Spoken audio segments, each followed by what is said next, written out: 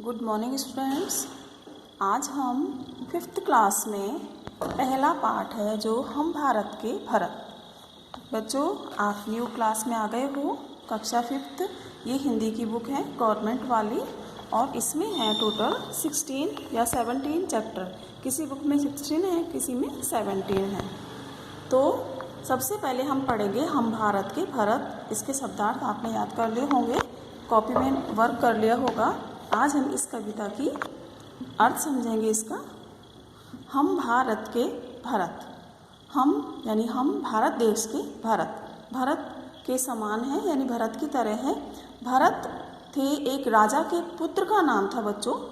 राजा दुष्यंत थे पहले, तो उनके पुत्र का नाम भरत था और भरत के नाम पर ही हमारे देश का नाम क्या पड़ा? भारत पड़ा।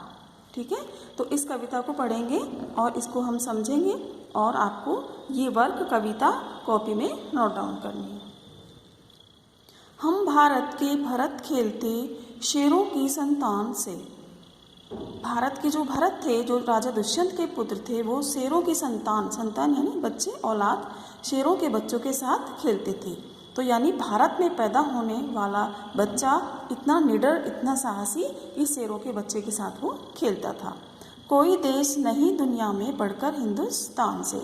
हमारे देश, भारत देश से बढ़कर कोई भी देश ऐसा नहीं है जो हिंदुस्तान से बढ़कर हो। हमारा देश सर्वोपरि है। इस मिट्टी में पैदा होना, हमारे भारत देश की मिट्टी में पैदा होना बड़े गर्व की बात है। जो हम भारत देश में हमने जन्म लिया है, ये बहुत ही गर्व की बात है, आपस में घमंड की बात है।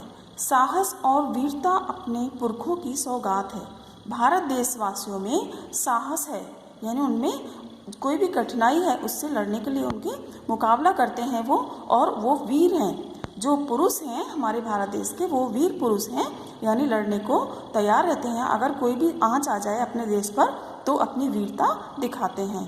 और पुरखों की सौगात है, तो साहस और वीरता ये दोनों गुण उन्हें कहाँ से मिले हैं? पुरखों से यानी पूर्वज से, अपने पहले के बुजुर्गों से। नेक्स्ट है पंक्तियाँ। बड़ी बड़ी ज्वालाओं से कम नहीं यहाँ चिंगारियाँ।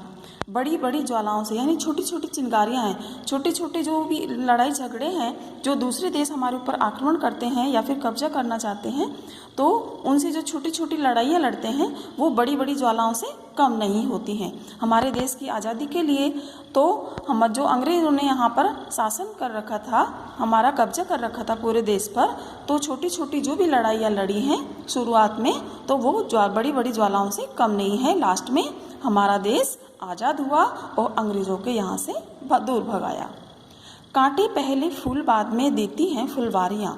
तो कोई भी अच्छा काम करने से पहले सबसे पहले मुसीबतें आती हैं, कांटे आते हैं यानी मुसीबत, फूल बाद में फिर उसका अच्छा फल मिलता है, देती हैं फुलवारियाँ। यानी फूल जो होते हैं उनमें पहले कांटे आते हैं, उसके बाद में फूल आते हैं। कभी दहकते कभी महकते जीते मरते शान से। हमारे देशवासी हैं, कभी वो दहकते हैं यानी तेज़ गर्मी में दुखी होते हैं, और कभी महकते हैं, कभी वो खुशी होते हैं। जीते मरते शान से, जीते हैं चाहे मरते हैं लेकिन अपनी शान से वो इस देश में रहते हैं। कोई देश नहीं दुनिया में बढ़कर हिंदुस्तान से।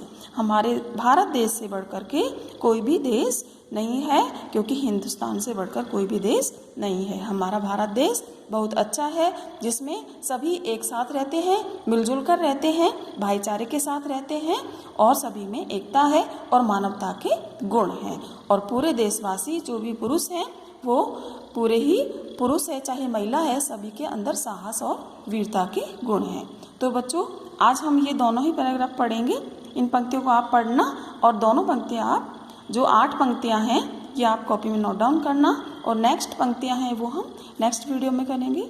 Okay, thank you.